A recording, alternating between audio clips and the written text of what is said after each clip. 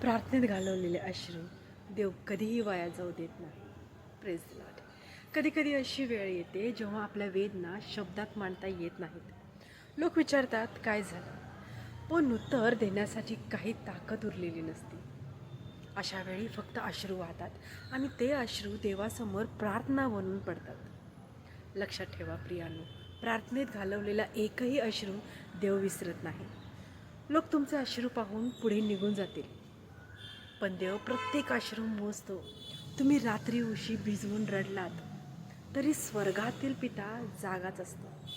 आज कदाचित उत्तर मिळत नसेल, पण देव शांत आहे म्हणजे तो अनुपस्थित आहे असे नाही. तो तुमच्या आयुष्यात अशी योजना तयार करत आहे जी तुमच्या कल्पनापेक्षाही मोठी असेल.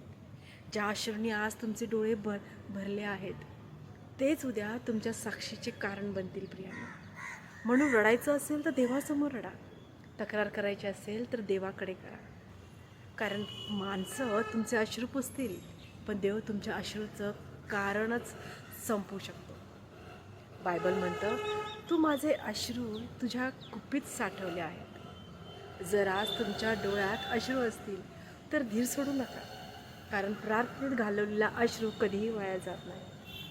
देव योग्य वेळी त्यांना आशीर्वाद, शांती आणि आनंदात बदलतो. येशूवर विश्वास ठेवा, तुमची प्रार्थना ऐकली जात आहे. आमेन. God bless you.